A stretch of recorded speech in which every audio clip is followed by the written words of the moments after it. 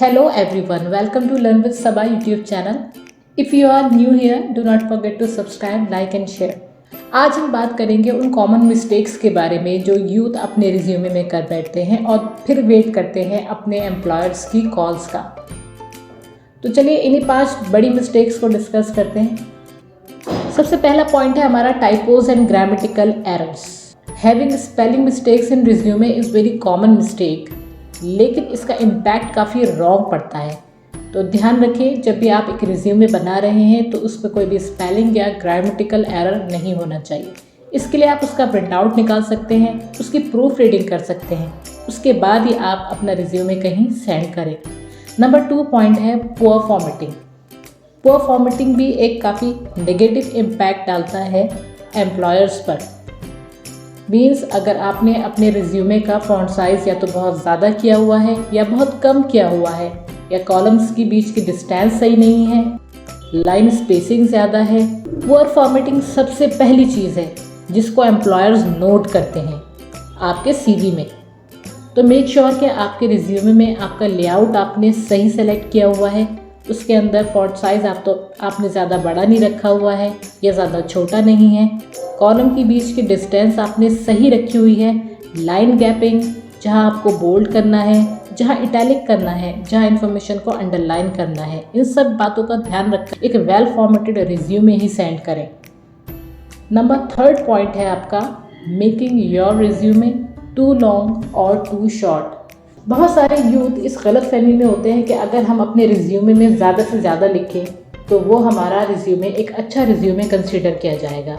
Means अगर आपको अपने रिज्यूमे का नेगेटिव इम्पैक्ट नहीं डालना है तो आपको पॉइंट टू पॉइंट रिज्यूमे में डिटेल रखनी है। ना तो ये ज़्यादा लंबा होना चाहिए और ना तो ज़्यादा छोटा। अगर आप 4 या 5 पेज का रिज्यूमे रख रहे हैं तो वो भी एक गलत डिसीजन है, या फिर 1 या आधी पेज का रिज्यूमे आपने सोचा हुआ है तो वो भी एक रॉन्ग डिसीजन होगा। ज़्यादा से ज़्यादा आप 2 पेज अपने रिज्यूमे में रख सकते हैं जिसमें सिर्फ सेलेक्टेड पॉइंट्स और मीनिंगफुल पॉइंट्स ही आपको रखने होंगे। नंबर 4 पॉइंट है आपका डोंट लाई और ओवर सेलिंग योर सेल्फ। कभी कभी ऐसा होता है कि हम लोग नेट से रिज्यूमे उठाकर सिर्फ उसमें नाम चेंज कर देते हैं और सेंड कर देते हैं। उसमें क्या पॉइंट हमसे बिलोंगिंग है, क्या पॉइंट हमसे बिलोंग नहीं करता, कौन सा स्टेटमेंट हमारे लिए फॉल्स है, कौन सा स्टेटमेंट हमारे लिए सही है, इस चीज़ को हम कंसीडर नहीं करते। और जब इंटरव्यू हमारा होता है तो हम वही फेल हो जाते हैं। फॉर एग्जाम्पल, हमने अपने रिज्यूमे में लिखा हुआ है I am expert in MS Excel, तो अगर वहाँ एम्प्लॉयर आपसे वी लुकअप फॉर्मूले के बारे में पूछता है तो आप वहाँ फेल हो जाते हैं। तो इसी चीज़ का नेगेटिव इम्पैक्ट पड़ता है। जो पॉइंट आपसे बिलोंग करता हो सिर्फ उसी पॉइंट को रखें, कोई भी फॉल्स स्टेटमेंट अपने रिज्यूमे में ऐड ना करें।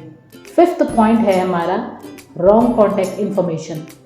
आपकी प्रोफाइल अगर अच्छी है और एम्प्लॉयर आपसे कांटेक्ट करना चाहता है but he is unable to do so, means अगर आपकी कांटेक्ट इन्फॉर्मेशन गलत डली हुई है, आपका ईमेल आईडी में आपका टाइपो है, या आपने कोई भी ऐसे फ़ोन की इन्फॉर्मेशन डाल दी जिसका नंबर डेड है, तो इस तरह एम्प्लॉयर को मुश्किल होती है आप तक पहुंचने में। तो ध्यान रखें कि कांटेक्ट इन्फॉर्मेशन हमेशा करेक्ट हो, चाहे वो आपकी ईमेल आईडी हो या आपका फ़ोन नंबर। तो ये कुछ कॉमन पॉइंट्स थे। ज़्यादातर यूथ इसमें मिस्टेक कर देते हैं और फिर वो अपने एम्प्लॉयर से कॉल का वेट करते हैं।